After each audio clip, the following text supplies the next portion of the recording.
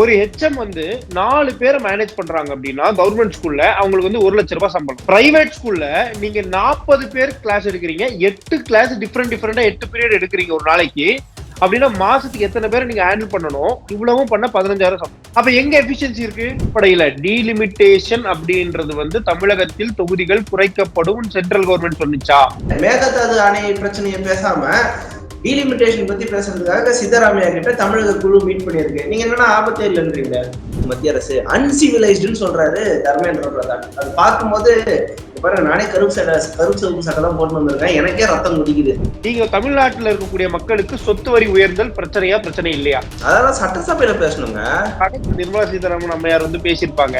சரி, இதுக்கு நீங்க கோவப்படுறீங்க, கரெக்ட். தமிழை காட்டு மிராண்டி மொழின்னு ஒருத்தர் சொன்னாரு, அவரை நீங்க போற்றி பாதுகாத்து எங்களுடைய இனத்தலைவர் அப்படின்னு போட்டுறீங்களே, இது எந்த விதத்துல நியாயம்? கர்நாடகா காங்கிரஸை பார்த்தா திமுக என்ன பயம்? தைரியமா சித்தராமையா அவர்கள் சொல்றாரு, நாங்க மேகதாது அணைக்கான அந்த டிபிஆர் எல்லாம் முடிச்சுட்டோம்னாங்க, பர்மிஷன் தான் கட்ட ஆரம்பிக்க வேண்டியதுதான் பாக்கி அப்படின்றாரு. வணக்கம்.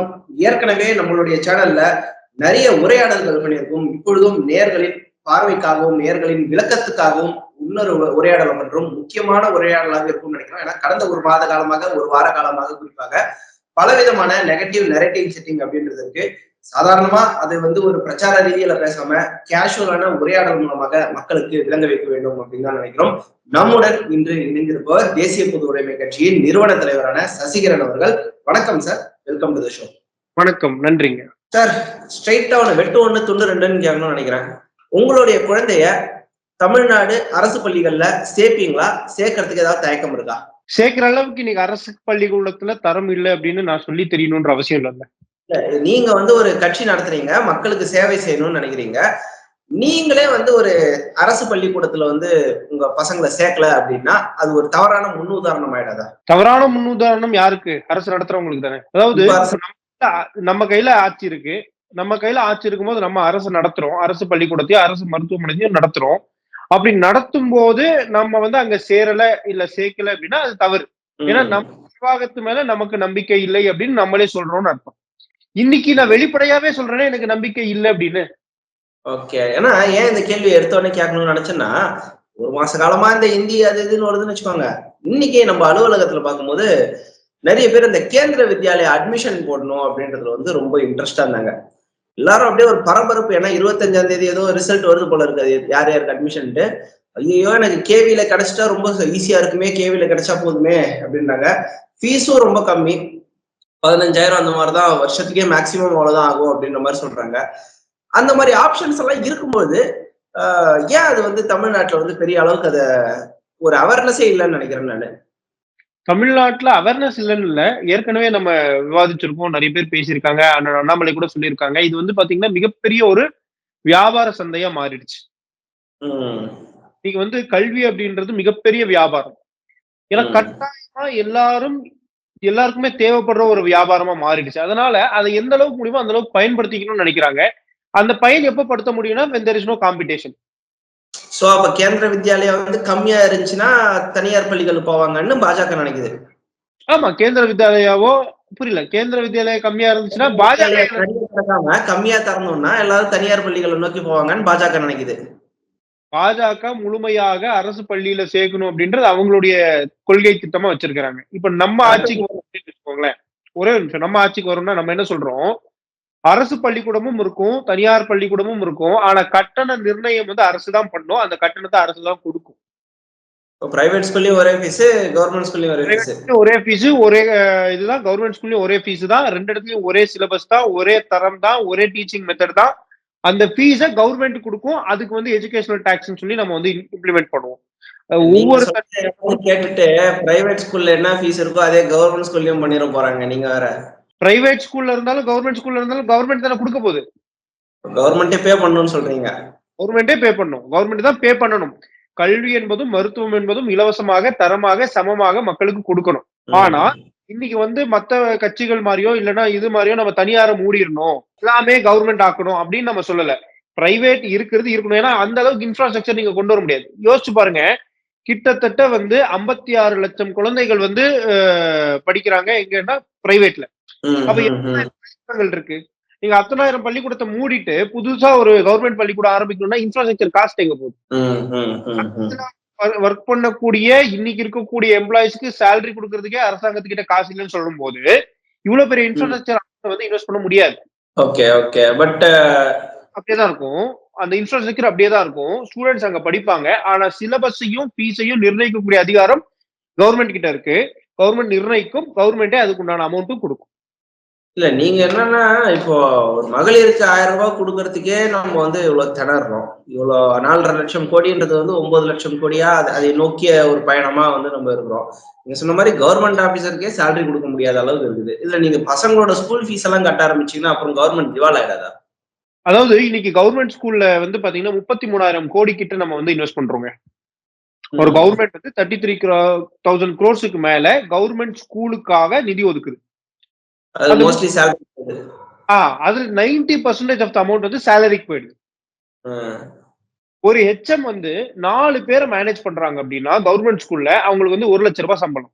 பிரைவேட் ஸ்கூல்ல நீங்க 40 பேர் கிளாஸ் எடுக்கிறீங்க, 8 கிளாஸ் டிஃபரெண்டா 8 பீரியட் எடுக்கிறீங்க ஒரு நாளைக்கு அப்படின்னா மாசத்துக்கு எத்தனை பேரை நீங்க ஹேண்டில் பண்ணணும்? அவங்கள பாஸ் பண்ண வைக்கணும், அவங்களுக்கு அட்டெண்டன்ஸ் மேனேஜ் பண்ண வைக்கணும், பேரண்ட்ஸ் டீச்சிங் மீட்டிங் அட்டெண்ட் பண்ண இவ்வளவும் பண்ண 15,000 சம்பளம். அப்ப எங்க எஃபிஷியன்சி இருக்கு? என்ன 15,000 கிடைக்கணும், வேலை கிடைக்கணும் அப்படின்னு போது கவர்மெண்ட் ஸ்கூல்ல டீச்சரா போகணும் அப்படின்னு தவம் இருக்கிறாங்க.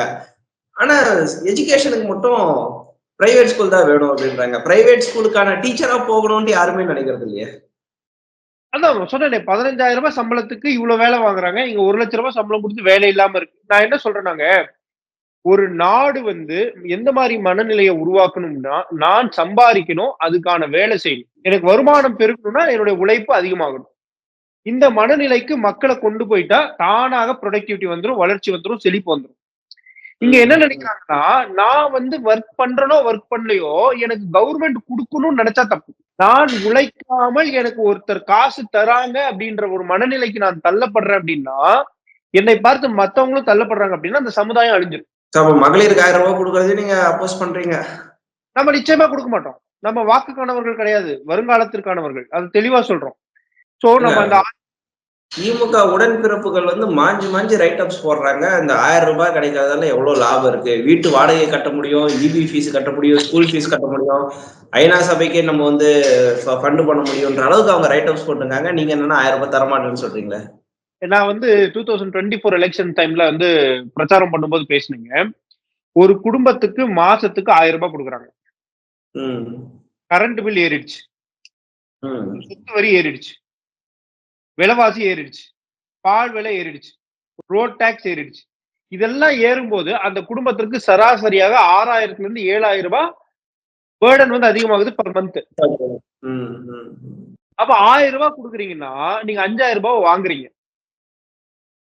பட் இவங்க 5,000 ரூபாய் வாங்குற மாதிரி தெரியல. 1000 ரூபாய் கொடுக்குறாங்க, இவ்வளவு வரியும் வாங்குறாங்கன்னா அந்த கடனாவது கொஞ்சம் கம்மியாகணுங்க.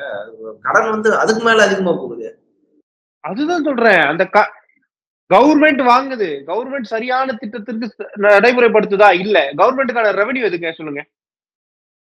டாஸ்மாக் தலையாய கடமை மாதிரி தலையாய ரெவென்யூ அது இருக்குல்ல, அது மட்டும் தான் ரெவென்யூ. டாஸ்மார்க் அப்படின்ற ரெவென்யூ வந்து பாத்தீங்கன்னா ஒரு பக்கம் ரெவென்யூ மாதிரி தெரிஞ்சாலும் எல்லா ரெவென்யூ அழிச்சிடும். நைட்டு போய் வீட்டுல குடிக்கிறாங்க அப்படின்னா ரெவென்யூ பாதிக்கும் நான் சொல்லல. இதனுடைய விருப்பமோ இருக்கலாம், வெறுப்பா இருக்கலாம், அது அவங்களுடைய விருப்பம். ஆனா இன்னைக்கு காலையில வேலைக்கு போகாம உட்காந்து குடிக்கிறவங்கள நல்லா காட்ட முடியும். அப்ப அவன் பாதிக்கப்படுறான், அவன் குடும்பம் பாதிக்கப்படுது, அவனை நம்பிய நிறுவனம் பாதிக்கப்படுது, அந்த நிறுவனத்தை நம்பிய சமுதாயம் பாதிக்கப்படுது, ஒட்டுமொத்த மக்களும் ப்ரொடக்டிவிட்டி இல்லாம இழந்துடுறாங்க. அப்ப எப்படி நாடு முன்னேறும்? ஒரு மனிதன் வீட்டுல இருந்து வெளியில வந்து 8 மணி நேரம் 10 மணி நேரம் உழைச்சால் மட்டும்தான் உற்பத்தி பெருக்க முடியும். உங்களால வந்து ஒரு நாட்டை வளர்ச்சி கொண்டு வர முடியும். இன்னைக்கு வந்து உழைப்பே போடாத, உனக்கானது எல்லாமே நான் கொடுக்குறேன் அப்படின்னா உழைப்புல இருந்து வெளியேற்றப்படுவான். உழைப்புல இருந்து மக்கள் வெளியேற்றப்படுறாங்கன்னா அந்த சமுதாயம் அழிஞ்சிரும். நான் என்ன சொல்றேன், உழைப்புக்கு அவன் போடுற உழைப்புக்கு சம்பாதிக்கிறான்ல அந்த சம்பாதியத்துக்கு வரி வாங்காதீங்கன்னு சொல்றோம். நம்ம இன்கம் டாக்ஸ் கூடாதுன்னு சொல்றேன். இன்கம் டாக்ஸ் கூட இல்ல அப்படின்னாலே அந்த 1000 ரூபாய் மிச்சமாயிடுது இல்லைங்க. Correct correct correct. நிறைய பேர் என்ன சொல்றாங்க, இன்கம் டாக்ஸ் கட்டுறவங்களே வந்து யாருங்க, சம்பாதிக்கிறவங்க தானே. நான் எல்லாருமே சம்பாதிக்கன்னு தானே சொல்றோம். இன்னும் சம்பாரிச்சு இன்கம் டாக்ஸ் கட்டாம அது செலவு பண்ணுங்கன்ற மாதிரி செலவு பண்ணுங்கன்னு சொல்றோம். சம்பாதிக்கிறது நல்லது. இதை வந்து ஒரு கவர்மெண்ட் முன்னிறுத்தணும். ஒருத்தன் பணக்காரன் ஆகுறது தப்பு கிடையாது. நியாயமான முறையில, நேர்மையான முறையில. கம்யூனிஸ்ட் கொள்கை மாதிரி தானே சார். லைக் கம்மியா சம்பாதிக்கிறவங்க கிட்ட கம்மி டாக்ஸ், அதிகமா சம்பாதிக்கிறவங்க கிட்ட அதிக டாக்ஸ். ஒரு நல்ல கம்யூனிஸ்ட் சித்தாந்தம் தானே இது. சம்பாதிக்கிறான்னா கம்மியா உழைக்கிறான், அதிகமா சம்பாதிக்கிறான்னா அதிகமா உழைக்கிறான். அதிகமா உழைச்சா நீங்க காசு கொடுக்கணும். நீங்க எப்படி காசு வாங்கலாம்? இந்த ஸ்டாலின் அவர்கள் வந்து கம்மியா நாங்க குழந்தை பெத்துக்கிறதுக்கு எங்களுக்கு தண்டனையா அப்படின்னு கேக்குற மாதிரி கேக்குறீங்க நீங்க. அதான் சொல்றேன். இப்போ வந்து கம்மியா யார் சம்பாதிக்க சொல்றா? கம்மியான உழைப்பு இருக்கிறது. நீங்க யாராவது ஒருத்தர் வந்து இல்லைங்க நான் சும்மா உட்கார்ந்துட்டு இருக்கேன், எனக்கு ஒரு கோடி வருது, யாராவது சொல்ல முடியுமா? 10,000 வாங்குறதுக்கே எந்த அளவுக்கு நாக்கு தள்ளி உழைக்கிறாங்கன்றது தெரியுது. அப்போ ஒருத்தர் வந்து 1 கோடி ரூபாய் சம்பாதிக்கிறாருன்னா அவர் அந்த அளவுக்கு உழைக்கிறாரு. அத வந்து மதிக்கக்கூடிய மனநிலையை சமுதாயத்துல நம்ம கொண்டு வரணும். உழைப்பால ஒருத்தர் உயர்றாங்க அப்படின்னா அதை பார்த்து பாராட்டக்கூடிய மனநிலையை நம்ம சமுதாயத்துல கொண்டு வரணும். இதெல்லாம் தான் அரசாங்கத்தோட, அரசியல் கட்சிகளோட. நீங்க கரெக்டா சொன்னீங்க. இப்ப அந்த பாயிண்ட் தான் வரேன். தமிழகம் வந்து பாத்தீங்கன்னா யூபி பீகாரோட எவ்வளவோ உழைச்சு அதிகமா வந்திருக்காங்க. தேவையில்லாம தமிழகத்துக்கு இப்ப தொகுதியை குறைக்க நினைக்கிறீங்களே, இது நியாயமா? யார் சொன்னா தொகுதிகள் வந்து குறைக்கப்படுது? முதல்வர் இவ்வளவு சண்டை போட்டு இருக்காங்க, நீங்க என்னன்னா யாரு சொன்னாங்கன்னு அசால்ட்டா கேக்குறீங்களே. இவ்வளவு பஞ்சாயத்து நடக்குது. எதன் அடிப்படையில டீலிமிட்டேஷன் அப்படின்றது வந்து தமிழகத்தில் தொகுதிகள் குறைக்கப்படும் சென்ட்ரல் கவர்மெண்ட் சொன்னிச்சா? இல்ல சென்ட்ரல் கவர்மெண்டை சார்ந்த எந்த மினிஸ்டர்ஸாவது சொன்னாங்களா? இல்ல டீலிமிட்டேஷன் கமிட்டி போட்டாங்களா? பில்லு பாஸ் ஆயிருச்சா? எதுவுமே நடக்கல. அதாவது இன்னைக்கு வந்து திமுக வந்து தெளிவா இருக்கிறாங்க. அவங்க வந்து ஒரு நரேட்டிவ் செட் பண்றாங்க. அந்த நரேட்டிவ்க்கு கவுண்டர் நரேட்டிவ் தான் மத்த கட்சிகள் கொடுக்குறாங்க. இதைதான் நான் திருப்பி சொல்றேன். திமுக மீது நரேட்டிவ் செட் பண்ண வேண்டியதான பாஜகவோ இல்ல மற்ற கட்சிகளோ யார் தடுக்கிறா? ஆமா, அதுதான் பண்ணலன்னு சொல்றேன். இன்னைக்கு பால் விலை உயர்ந்துருச்சு, ஈபி பில் உயர்ந்துருச்சு. ஒவ்வொரு வீடா போய், ஒவ்வொரு குடும்பமா போய் நீங்க பாருங்க. முன்ன வந்து 20,000 ரூபாய் சம்பாரிச்சிட்டு இருந்தீங்க. 20,000த்துல 15,000 ரூபாய் செலவு இருந்தது. உங்களுக்கு 1000 ரூபாய் கவர்மெண்ட் கொடுக்கல. ஆனா 5,000 ரூபாய் உங்களுக்கு மிச்சமாயிட்டு இருந்தது. இன்னைக்கு அதே 20,000 ரூபாய் சம்பாதிக்கிறீங்க. உங்களோட செலவு வந்து 22,000 ரூபாவா இருக்கு. கவர்மெண்ட் உங்களுக்கு 1000 ரூபாய் கொடுக்குது. ஆனா மாசத்துக்கு 1000 ரூபாய் நீங்க கடனாளி ஏறுறீங்க. இப்ப இருக்கிறது வேணுமா? ஒரு சாதாரண குடிமகன் என்ன சொல்லுவாங்க? அபியஸாதான் சொல்லுவாங்க. ஆனா அதை விட பெரிய ஆபத்தை இப்ப டீலிமிட்டேஷனை கொண்டு வந்திருக்கீங்களே, அதை தானே மக்கள் பார்ப்பாங்க. இப்போ டீலிமிட்டேஷனோ மும்மொழி கொள்கையோ இது எல்லாம் வந்து ஆபத்துன்னு சொல்லி அரசாங்கம் முன்னிறுத்துறதுனாலதான் மக்கள் வந்து அப்படியா ஒண்ணு யோசிக்கிறாங்க. புரியுதா உங்களுக்கு? அது இல்லாத ஆபத்தை இருக்குன்னு அவங்க சித்தரிக்கிறாங்க. யாராவது டீலிமிட்டேஷனுக்கு வந்து இத்தனை நாள் ஒரு குழம்பின்னு இருக்காரு. நீங்க ஆபத்து இன்னைக்கு போயிட்டு மேகதாது அணை பிரச்சனையை பேசாம டீலிமிட்டேஷன் பத்தி பேசுறதுக்காக சித்தராமையா கிட்ட தமிழக குழு மீட் பண்ணியிருக்கு. நீங்க என்னன்னா ஆபத்தே இல்லைன்றீங்க. எதன் அடிப்படையில் ஆபத்துன்னு சொல்லுங்க. வெள்ள அறிக்கை கொடுக்க சொல்லுங்க. யார் வந்து டீலிமிட்டேஷன்ல தமிழகத்திற்கான தொகுதிகள் குறைக்கப்படும் சொல்லியிருக்காங்க? எங்க சொல்லியிருக்காங்க?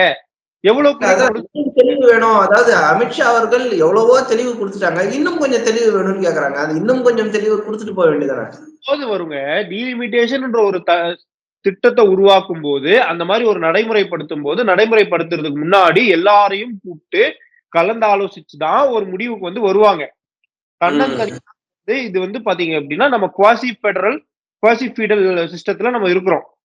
இங்க மாநில அரசும் மத்திய அரசும் சேர்ந்து கலந்து ஆலோசிச்சுதான் பல முடிவுகள் எடுக்கும். இது ராணுவம் சம்பந்தப்பட்ட முடிவு கிடையாது. தன்னிச்சையாக மத்திய அரசு மட்டுமே எடுக்கிறதுக்கு. அப்ப டீலிமிட்டேஷன் அப்படின்னா ஒவ்வொரு மாநிலத்தில இருந்து பிரதிநிதியை கூப்பிட்டு அந்த பிரதிநிதியோட உட்கார்ந்து கலந்து ஆலோசிச்சுதான் முடிவுக்கு வருவாங்க. அது இன்னும் நடக்கல. நடக்கிறதுக்கு உண்டான சாத்தியம் இல்ல. அதுதான் கேள்வியை கேட்க வரேன். கலந்து ஆலோசிக்கிற அளவுக்குதான் மரியாதை கொடுக்குதா நம்மளுக்கு மத்திய அரசு? அன்சிவிலைஸ்டுன்னு சொல்றாரு தர்மேந்திர பிரதான். அது பார்க்கும்போது பாருங்க, நானே கருப்பு சிவப்பு சட்டை தான் போட்டு வந்திருக்கேன். எனக்கே ரத்தம் குதிக்குது. யாரு அன்சிவிலைஸ்டுன்னு சொன்னாரு? தமிழக எம்பிக்களை பார்த்து அன்சிவிலைஸ்ட் அப்படின்றாரு. தமிழக எம்பிக்கள் வந்து எதுக்கான பிரச்சனையை முன்னிறுத்துறாங்க?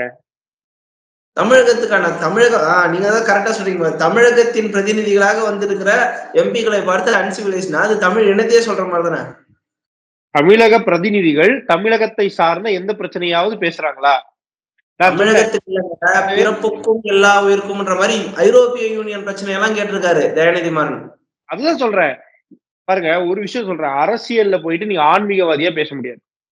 நான் அதுல தெளிவா இருக்கேன். நான் இந்தியாவுக்கு உட்பட்டு தான் பேச முடியுமே தவிர, ஆப்கானிஸ்தான்ல சாகுறான்னா அப்படியா சொல்லிட்டு தான் போடுமே தவிர, நான் வந்து கௌதம புத்தர் கிடையாது. ஐய்யய்யோ! அவங்களும் சாகுறாங்கன்னு யோசிக்கிறது. உங்களுக்கு புரியுதுன்னு நினைக்கிறேன். ஒரு அரசியல்வாதி தனக்கு என்ன இருக்கோ அதுதான் பேச முடியும். நான் தமிழகத்த முன்னிறுத்துறேன்னா, தமிழ்நாட்டுல இருக்கக்கூடிய மக்களுக்கு என்ன பிரச்சனை? அத தீர்த்துட்டு நம்ம அடுத்த நாட்ட பத்தி யோசிக்கலாம். அது வேற. நீங்க தமிழ்நாட்டுல இருக்கக்கூடிய மக்களுக்கு சொத்து வரி உயர்ந்தல் பிரச்சனையா? பிரச்சனை இல்லையா? அதெல்லாம் சட்டசபையில பேசணுங்க. கடன் சுமை பிரச்சனையா? பிரச்சனை இல்லையா? அதாவது பிரஸ்ல பேசணும்.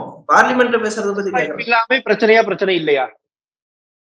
அதெல்லாம் வந்து மக்கள் மன்றத்துல தாங்க சொல்லணும். நீங்க வந்து பார்லிமெண்ட்ல இதை பேசணும்னு சொன்னா என்ன அர்த்தம்? என்னதான் பேசுவீங்க? பிறப்புக்கும் எல்லா இருக்கும்ன்ற மாதிரி ஐரோப்பிய யூனியன் பிரச்சனை. சரி, அது விடுங்க, நம்ம வேற மேட்டர் போவோம். செந்தில்குமார் நினைக்கிறேன், தருமபுரி எம்பியா இருந்தவர், மாட்டு மூத்திர மாநிலங்கள் அப்படின்ற மாதிரி எல்லாம் அவர் சொல்லியிருக்காரு இதுக்கு முன்னாடி. அவர் தான் அப்படி சொல்றாருன்னா, நீங்களும் அது ஏடிக்கு போட்டியா வந்துட்டு நாகரிகமற்றவர்கள் அப்படின்னு சொன்னா, பாஜக ஒரு டீசென்டான கட்சி இல்லையா? நாகரிகம் மற்றவர்கள் அப்படின்னு சொல்றது அவ்வளவு பெரிய இன்டீசென்டா? அதாவது இதுக்கு வந்து பாத்தீங்க அப்படின்னா, நிர்மலா சீதாராமன் அம்மையார் வந்து பேசியிருப்பாங்க. சரி, இதுக்கு நீங்க கோவப்படுறீங்க, கரெக்ட். தமிழை காட்டு மிராண்டி மொழின்னு ஒருத்தர் சொன்னாரு. அவரை நீங்க போற்றி பாதுகாத்து எங்களுடைய இனத்தலைவர் அப்படின்னு போட்டுறீங்களே, இது எந்த விதத்துல நியாயம்? அதுக்குதான் நம்மால லெப்ட் அண்ட் ரைட் வாங்கியிருக்காரு. என்னன்னு தாவேகா ஒரு ட்வீட் போட்டிருக்காரு, தமிழகமே ஸ்தம்பிச்சிருக்கு, நீங்க அதை பார்க்கல அப்படின்றதே ஆச்சரியமாக இருக்குது.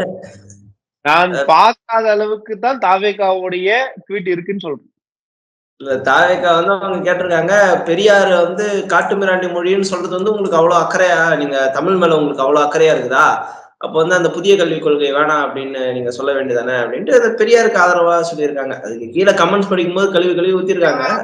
பெரியாரை வந்து விமர்சித்து கிட்டத்தட்ட ஒரு 2 மாசமா தமிழ்நாட்டுல மிகப்பெரிய விஷயங்களே நடந்துச்சு.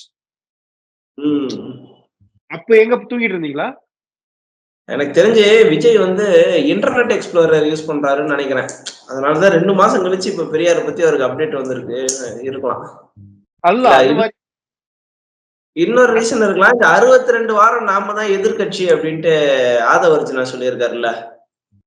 மேபி இப்பதான் அந்த 62வது வாரத்துல 3வது வாரம் நடக்குதுன்னு நினைக்கிறேன். இப்பதான் கொஞ்சம் அப்படியே ஃபோர்ஸுக்கு வராரோ. எதிர்கட்சி அப்படின்னா மக்களுடைய பிரச்சனைகளை பேசணும். மக்களுடைய பிரச்சனைக்கான காரணத்தை பேசணும். அந்த காரணத்துக்கான தீர்வை முன்னிறுத்தணும். இதை மன்றத்துல வைக்கணும். பாருங்க, உங்களுக்கு இந்த பிரச்சனை இருக்கு, இந்த பிரச்சனையை வந்து திமுக, அதாவது ஆளுங்கட்சி இந்த மாதிரி கையாளுறாங்க. இது கரெக்டான முறை கிடையாது. இது இப்படிதான் கையாளணும். இப்படி கையாளுனா இதுக்கு சொல்யூஷன் கிடைக்கும். வீடியோ போட்டாரு 42 கட்டு வச்சு கட் பண்ணி அப்படி போட்டார்ல. அதான் டேக். அதான் டைரக்டர் வந்து எப்படி சொல்லி கொடுக்குறாங்களோ அப்படிதான் அவர் பண்ணுவாரு அப்படின்னு. மக்கள் பிரச்சனை என்னன்றது பேசிட்டாருல்ல, அந்த கணக்கு அந்த பாக்ஸ் டிக் அடிச்சிட்டாருல்ல. மக்கள் பிரச்சனையை நான் வந்து லட்சக்கணக்கான பிரச்சனை சொல்றேங்க. இன்னைக்கு வந்து பாத்தீங்க அப்படின்னா, நான் வந்து ஒரு பர்சனலைஸ்டா ஒரு கேம்ப் வந்து ரன் பண்ணிட்டு இருந்தோம்.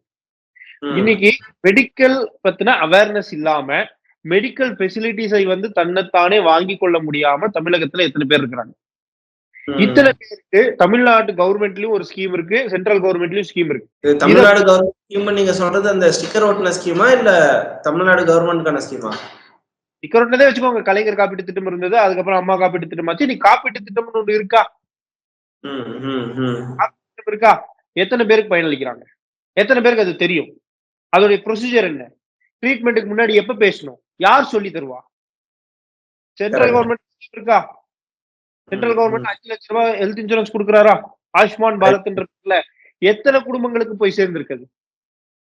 தமிழ்நாடு எக்ஸிகியூட்டிவ் வந்து அதை கொண்டு போய் சேர்க்கல. நரேந்திர மோடி வந்து கொண்டு போய் சேர்க்க முடியாது எல்லாருக்கும். ஆயுஷ்மான் பாரத் மூலமா புரியலங்க. ஆயுஷ்மான் பாரத் மூலமா ஹிந்தி திணிச்சிட்டீங்கன்னா என்ன பண்றது? ஆயுஷ்மான் ஹிந்தி கத்துக்க கூடாது, செத்தாலும் பரவாயில்ல ஹிந்தி கத்துக்க கூடாது அப்படின்னு சொல்றவங்க எல்லாம் ஹிந்தி படிக்கிறாங்க, பாத்து வச்சுக்கோங்க. கொள்கை வேறு, அரசியல் வேறு, வியாபாரம். அதுதான் அவங்க வந்து படிச்சுக்கலாம். அவங்க வந்து வியாபாரத்திற்காக படிக்கலாம். இங்க பல பேர் வாழ்க்கைக்காக அந்த பேரை கூட தெரிஞ்சுக்க கூடாது. நல்லா இருக்கு. அவங்க வியாபாரம் நடத்தலாங்க. சிம்பிளா என்ன லாஜிக்னா, நீங்க போய் கவர்மெண்ட் ஸ்கூல்ல படிக்காதீங்க. நாங்க கஷ்டப்பட்டு முதலீடு பண்ணி, செலவு பண்ணி ஒரு ஸ்கூல் நடத்தி, கேம்பஸ் நடத்திருக்கோம். அங்க வந்து தாராளமா படிச்சுக்கோங்க. இதுல தவறு இருக்கிறதா உங்களுக்கு என்ன தோணுது? தவறு தானே! நான் என்ன ம். சொல்றேன், கல்விய நீங்க வந்து பிரைவேட் ஸ்கூல் நடத்தக்கூடாதுன்னு நான் சொல்ல மாட்டேன். ம். பிரைவேட் ஸ்கூல்ல வந்து ஹிந்தி நீங்க சொல்லி தர்றீங்கல்ல, உங்க ம். ஸ்கூல்ல வந்து படிக்கக்கூடிய குழந்தைக்கு ஹிந்தி கத்துக்கணுமா, வேணாமான்ற வாய்ப்ப நீங்க ஏற்படுத்தி குடுக்குறீங்க. ம். ம். ம். ஸ்கூல்ல படிக்கிறவங்களுக்கு வாய்ப்பு ஏற்படுத்தி குடுங்க. படிக்கிறாங்க, படிக்கல. திணிச்சா தப்பு. ஆமா, திணிச்சா தப்பு. திணிக்காதீங்க, வாய்ப்பு குடுங்க. அவங்களுக்கு விருப்பம் இருக்கா இல்லையான்றத அவங்க டிசைட் பண்ணிக்கிட்டோம். அவங்க டிசைட் பண்றோம். நீங்க யாரு அவங்களுக்காக டிசைட் பண்றதுக்கு? சார் 3வது மொழி வந்து ஏதோ ஒரு மொழி அவங்களுக்கு குடுங்க. வாய்ப்பு குடுங்க.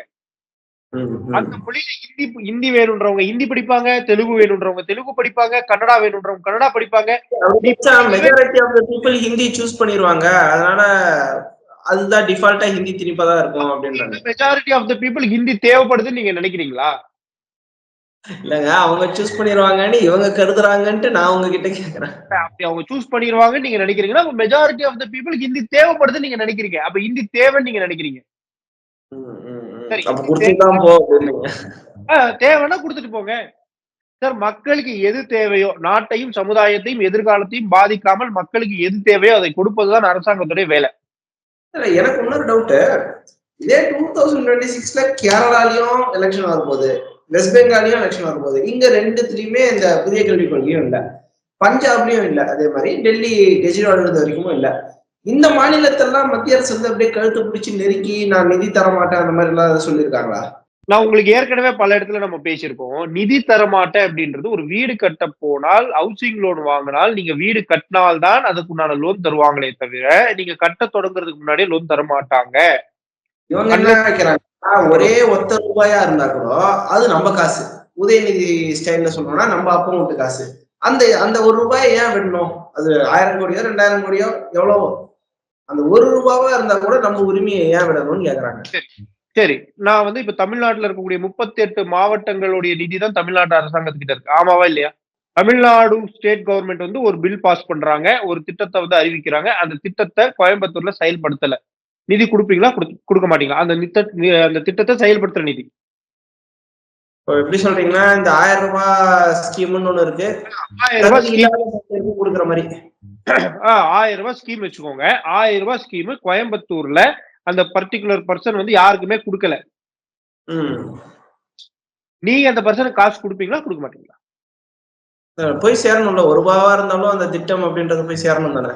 போய் சேரணும்ல. இப்ப ரேஷன் கடை இருக்கு. ரேஷன் கடையில வந்து மக்களே யாருமே வாங்கல. இல்ல அந்த ரேஷன் கடை மக்களுக்கு போய் குடுக்கலன்னு வச்சுக்கோங்க. அப்படி ஒரு ரேஷன் கடை இருக்கு.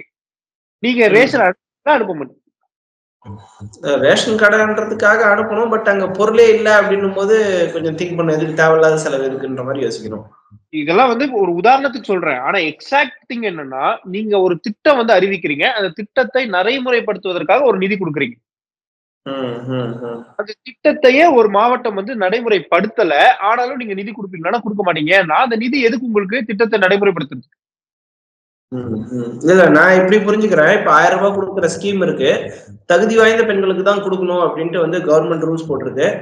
ஏன்னா நானும் பெண் தானே எனக்கு வந்து குடு அப்படின்ட்டு யாரும் ரேண்டமா போய் கேட்கக்கூடாது. அந்த தகுதி இருந்தால் மட்டும் தான் அந்த ரூ. 1000 ஆ தகுதின்றது நீங்க எதன் அடிப்படையில பண்றீங்கன்றதுல தான் ஜனநாயகம் இல்லன்னு சொல்றேன். இல்ல ஏதோ ஒண்ணு XYZ ஒரு கிரைட்டீரியா அப்படின்றத வச்சிருக்காங்க. அந்த கிரைட்டீரியா இல்லாதவங்களும் வந்து கேட்கணும் அப்படின்னும்போது அது பிரச்சனையாகுது. அந்த மாரி சொல்ல வரீங்க. அவங்கலாம் வந்து போராடலாம்ல. என்னோட வரி பணமும் அதுல இருக்குல்ல. ம். ம். ம். ம். நீங்க ரூ. 1000 குடுக்குறவங்க கிட்ட மட்டும் தான் வரி வாங்குறீங்களா? எல்லார்கிட்டயும் வரி வாங்குறாங்க. எல்லார்கிட்டயும் வரி வாங்கிட்டு அவங்களுக்கு மட்டும் ரூ. 1000 குடுக்குறீங்க. நான் ஏன் வரி கட்டணும்? ம். சோ இந்த மாரி தான் தமிழக அரசு கேட்கறது வேடிக்கையா இருக்கு. ஆமா. இந்த மாரி தான் இருக்கு. சரி, பட் நான் எப்பவுமே பார்ப்பேன். அரசியல்ல வந்து ஒரு நாகரிகம் வந்து வச்சிருப்பாங்க எல்லாருமே. உள்ளுக்குள்ள எவ்வளவுதான் அடிச்சுக்கினாலும் அத வெளில வந்து சொல்ல மாட்டாங்க. தர்மேந்திர பிரதான் என்னன்னா, தமிழக அரசு இதுல லெட்டர் எல்லாம் விட்டுருதுங்க. வெளியிட்டு இதுதான் பாருங்க, நீங்க இப்படிதான் கேட்டீங்க, அப்படிதான் கேட்டீங்கன்றாங்க. இதெல்லாம் ஒரு நாகரிகமா இருக்கா? நாகரிகமா ஏன் இல்ல அப்டின்னா, தமிழக அரசு வந்து ஒரு குற்றம் சாட்டுறாங்க அப்டின்னா, அந்த குற்றத்திற்கு முறையான விஷயத்த வந்து குற்றம் சாட்டணும். நான் ஏற்கனவே சொன்னேன். இந்த திட்டத்தை நடைமுறைப்படுத்துவதற்காக ஒரு நிதி இருக்குன்னா அந்த திட்டத்தை நான் நடைமுறைப்படுத்த போறேன், எனக்கு நிதி கொடுங்க. இல்ல நடைமுறைப்படுத்தும் போது எனக்கு வந்து 10,000 கோடி ஆகும், ஆனா நீங்க வந்து 2,000 கோடி தான் கொடுக்குறேன்னு சொன்னீங்க, நீங்க உருவாக்குன திட்டத்துக்கு நான் ஏன் 8,000 கோடி போடணும்? எனக்கு எந்த விதத்துல இது வந்து பயன் தரும்? என்னுடைய மக்களுக்கும் இந்த திட்டமே தேவையில்லைன்னு சொல்லிட்டு போக வேண்டியதானே. பட் எனக்கு தெரிஞ்சு அப்படிதான் சொல்றாங்க, எங்களுக்கு மும்மொழி கொள்கை தேவையில்லைன்றாங்க, ஆனா நிதி கொடுக்க மாட்டேன்ட்டு பண்றாங்க. அது மும்மொழி கொள்கையும் தேவையில்லை, புதிய கல்விக் கொள்கையும் தேவையில்லை என்றால் புதிய கல்விக் கொள்கையை நடைமுறைப்படுத்துவதற்கான நிதி எதற்காக? அப்ப அந்த நிதியை வாங்கி நீங்க என்ன யூஸ் பண்ண போறீங்க? அதுதானங்க இங்க பிரச்சனை. நீங்க ஹவுசிங் லோன் வாங்கிட்டு நீங்க வந்து கார் வாங்க முடியாது. வாங்கிட்டு நீங்க வந்து வீடு கட்ட முடியாது. அது எதுக்காக கொடுக்கப்படுதோ அதுக்காக தான் பயன்படுத்தணும். Okay okay okay. பட் லாஸ்டா ஒரு क्वेश्चन கேட்கணும்னு நினைக்கிறேன். கர்நாடகா காங்கிரஸ பார்த்தா திமுக அப்படி என்ன பயம்? தைரியமா சித்தராமையா அவர்கள் சொல்றாரு, நாங்க மேகதாது அணைக்கான அந்த டிபிஆர் எல்லாம் முடிச்சுட்டோம், பர்மிஷன் வந்தா கட்ட ஆரம்பிக்க வேண்டியதுதான் பாக்கி அப்படின்றாரு. ஸ்டாலினும் சரி மற்ற திமுக அதை பத்தி வாய் திறந்த மாதிரியே தெரியல, என்ன மெயின் ஸ்ட்ரீம் மீடியாவும் அதை பத்தி ஒரு விவாதம் நடத்துற மாதிரி கூட நம்ம நாலேஜ் எதுவும் தெரியல. இன்னைக்கு போய் கர்நாடகால போய் பார்த்துட்டே வந்துட்டாங்க. என்ன மேட்டர்ன்னு பார்த்தா டீலிமிட்டேஷன் பத்தி பேசிருக்காங்க. அங்கேயேதான் டி.கே. சிவகுமார் உட்காந்துருக்காங்க. நம்ம துரைமுருகன் அவர்களை அனுப்பிச்சுட்டு, நம்ம தக் லைஃப் துரைமுருகன் அவர்களை அனுப்பிச்சுட்டு, எங்களுக்கு கொடுக்க வேண்டிய மேகதாது எங்களுடைய உரிமை, ஒரே ஒரு சொட்டு நீராக இருந்தாலும் எங்களுடைய நீர் அப்படின்ட்டு கேட்டிருக்கலாம்ல. ஏன் பயப்படுறாங்க அவங்க? உரிமையை நாங்கள் விட்டு தர மாட்டோம்னு திமுக சொல்றாங்க, தமிழக அரசு சொல்லுது. ஆமாவா இல்லையா? கரெக்ட். எந்த உரிமையா இருந்தாலும் 10 பைசா இருந்தா கூட ரொம்ப காசுன்றாங்க. மத்திய அரசு கொடுக்கக்கூடிய எந்த ஒரு உரிமையும் நான் திட்டத்துக்கான நிதி திட்டத்தை நடைமுறைப்படுத்தாமலே வேணும், அது என்னுடைய உரிமைன்னு கேட்கிற நீங்க நமக்கான நீர் நமக்கான உரிமை தானே, அதை கேட்கறதுக்கு ஏன் மறுக்கிறீங்க? ஏன்னா இங்க கேட்ட சண்டை வரும், பக்கத்துல இருக்கிறாங்க, அவங்களை கேட்டா அவங்களுக்கு காது கேட்கறதுன்னா தூரத்துல இருக்காங்க. பட் இப்ப என்னோட டவுட் என்னன்னா, மத்திய அரசு வந்து ஒரு மத்தியஸ்தம் பண்ணா என்ன குறைஞ்சு போயிடுவாங்க? தமிழ்நாடு கவர்மெண்ட் தாங்க கேட்கணும். தமிழ்நாட்டுல இந்த மாதிரி ஒரு பிரச்சனை இருக்குங்க, நம்ம தான் போய் கேட்கணும். மத்திய அரசு அவங்க வந்து முன்னாடி நம்ம ஸ்டாலின் அவர்கள் வந்து INDA அலையன்ஸ் அந்த கூட்டணி, இந்தியா கூட்டணி அலையன்ஸுக்கு டெல்லிக்கு போகும்போது பத்திரிகையாளர் டைரக்டா கேக்குறாரு, நீங்க வந்து டி.கே. சிவகுமார் கிட்ட கேட்க போறீங்களா, இந்த காவேரி பத்தி பேச போறீங்களா? இல்ல அதுக்காக எல்லாம் நான் போல, நான் வந்து இந்த கூட்டணி பேசுறதுக்காக போறேன்னு அவர் சொல்லிட்டாரு. அவருக்கு ஏதோ ஒரு தயக்கம் இருக்குதுன்னு வச்சுக்கோங்க. மத்திய அரசு தமிழ்னா எனக்கு உயிர், தமிழர்களா எனக்கு உயிர் அப்படி இப்படின்னு சொல்றாங்க, வந்து மத்தியஸ்தம் பேச வேண்டியதானே? நிச்சயமாக பேசுவாங்க. மத்திய அரசு வந்து இறங்கிதான் பல விஷயங்கள் நடந்திருக்கு, ஜல்லிக்கட்டு உட்பட. நீங்க மறந்துடக்கூடாது, அது வரலாறு. தடை போட்டது காங்கிரஸ். தடை போட்டதுன்னா அது காங்கிரஸ், இதுனா மத்திய அரசா? எந்த டைம்ல தடை போடப்பட்டுச்சு? 2014 முன்னாடி தடை போட்டாங்க. அவ யார் இருந்தாங்க? காங்கிரஸ் இருந்தாங்க. எப்ப தடை நீக்கப்பட்டுச்சு?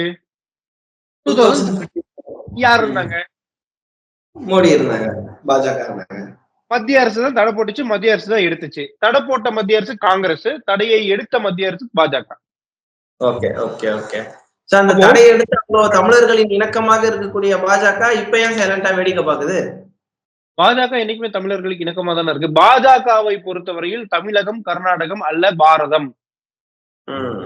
ஆனா கர்நாடகா பாஜகவுக்கு கர்நாடகா வேற, தமிழக பாஜகவுக்கு தமிழ்நாடு வேற. அப்படிப்பட்ட எண்ணம் கொண்டவர்கள் இருந்தாங்கன்னா அந்த எண்ணம் தப்புன்னு சொல்றேன். தேசியவாதியாக நீங்கள் உங்களை உணர்ந்து விட்டீர்கள் என்று சொன்னால் பாரத தேசத்துடைய எந்த அங்கத்தையும் நீங்க விட்டு கொடுக்க கூடாது. இப்போ ஒரு உதாரணத்துக்கு சொல்றேங்க, நிறைய பேர் இது வந்து கேக்குறாங்க, ஒரு தேகம் இருக்கு, ஒரு உடம்பு இருக்கு, இதுல வந்து கிட்னி பெருசா, கண்ணு பெருசா, மூக்கு பெருசா, ஹார்ட் பெருசா? அப்படியே போய் சொல்ல முடியுமா? உனக்கு கண்ணு முக்கியம் தேவையில்லையா, இல்ல கட்ட வரது தேவையில்லையா, சுண்டு வரது தேவையில்லைன்னா சொல்ல முடியாது. ஒட்டுமொத்த அங்கங்களும் ஒட்டுமொத்த உறுப்பும் இருந்தால் மட்டும்தான் தேகம் நல்லா இருக்கும். இல்ல ஒரு உறுப்போ ஒரு அங்கமோ இன்னொரு உறுப்போட சண்டை போட்டுச்சு அப்படின்னா ஃபர்ஸ்ட் சாகுறது வந்து தேகம், அதன் பின்னாடி எல்லா உறுப்பும் செத்துரும். அது போலதான் இந்த தேசம். இந்த தேசத்துல வந்து தமிழ்நாடு பெருசா, கர்நாடகா பெருசா, குஜராத் பெருசா, மகாராஷ்டிரா பெருசான்னு சொன்னா முதல்ல வந்து இந்தியா இழந்துரும். இந்தியா அழிஞ்ச கொஞ்ச நாள்லயே ஒவ்வொரு மாநிலமா அழியும். பாரதத்தை வேண்டாம் என்று போன பாகிஸ்தான், பங்களாதேஷ் இன்னைக்கு என்ன ஆயிருக்குங்க? பஸ்ஸே கடத்திருக்காங்க, ட்ரெயினே கடத்துற அளவுக்கு போயிருக்குது. இன்னைக்கு வந்து பாத்தீங்கன்னா நாங்க அமெரிக்காவோட போட்டி போடுறோம். அமெரிக்காவோட போட்டி போட வந்தது மனநிலை, அது நான் வேணாம்னு சொல்ல. அமெரிக்காவுக்கு என்னைக்கு சுதந்திரம் வந்துச்சு? அது வந்து 300 வருஷத்துக்கு முன்னாடி. பாரதத்துக்கு எப்ப சுதந்திரம் வந்துச்சு? 75 வருஷம் முடிஞ்சு இப்பதான் 76, 77 நடக்கும். 1947 பாரத தேசத்துக்கு சுதந்திரம் வந்தவுடன் சுதந்திரம் வந்தது பாகிஸ்தான், ஆமாவா இல்லையா? ஒரு நாள் முன்னாடியே சொல்ல போனா இன்னைக்கு வந்து பாரதம் எப்படி இருக்கு, பாகிஸ்தான் எப்படி இருக்கு? அப்ப உண்மையை இழந்து அடையாளத்தை இழந்தால் ஒரு தேசம் என்ன ஆகுன்றதுக்கு Pakistan one of the example.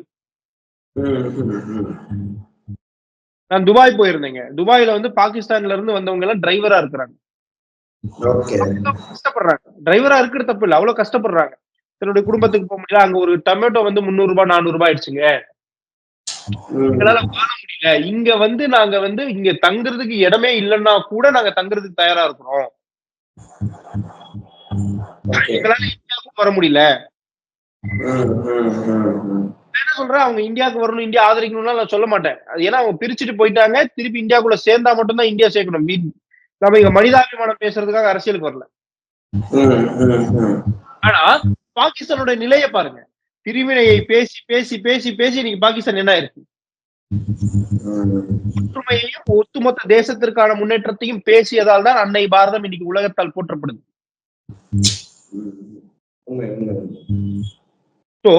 அந்த தேசிய சிந்தனை, தேசிய உணர்வு இருக்கணும். அது இல்லை என்று சொன்னால் அது எந்த கட்சியாக இருந்தாலும் எந்த நபராக இருந்தாலும் அவர்கள் அப்புறப்படுத்த வேண்டியவர்கள், அரசியலிலிருந்து விரட்டி அடிக்கப்பட வேண்டியது. Super super super super. ரொம்ப நன்றி சார். ஆக்சுவலா நிறைய விஷயம் ஒரு நிறைய டாபிக் இன்னைக்கு டச் பண்ணோம் அப்படின்னு நினைக்கிறேன். ஸ்கூல்ஸ்ல ஆரம்பிச்சோம். ஒரு முக்கியமான பாயிண்ட் சொல்லிருக்கீங்க. பிரைவேட் ஸ்கூலாக இருந்தாலும் கவர்மெண்டோட கை அதுல நிச்சயமாக இருக்கணும். கவர்மெண்டோட கண்ட்ரோல் அதுல இருக்கணும். ஃபீஸ்ல இருந்து, சிலபஸ்ல இருந்து, ஸ்ட்ரக்சர்ல இருந்து எல்லாம் இருக்கணும்ன்ற ஒரு முக்கியமான பாயிண்ட் சொல்லியிருந்தீங்க.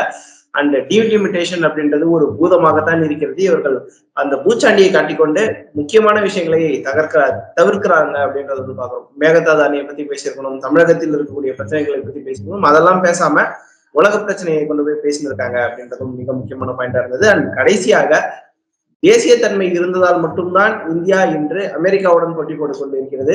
இந்தியாவுடன் போட்டி போடுவது மட்டுமே மனப்பான்மை அப்படின்னு பிரிவினை பேசிய பாகிஸ்தான் இப்போது தத்தளித்துக் கொண்டிருக்கிறது அப்படின்ற பாயிண்ட் வந்து முடிச்சிருந்தீங்க. இந்த உரையாடல் நிச்சயமாக ஒரு ரொம்ப யூஸ்ஃபுல்லான உரையாடலா நேயர்களுக்கு நிறைய விஷயம் கேஷுவலா புரிஞ்சிருக்கும் அப்படின்றது நம்புறேன். மீண்டும் இன்னொரு வீடியோ சந்திப்போம்.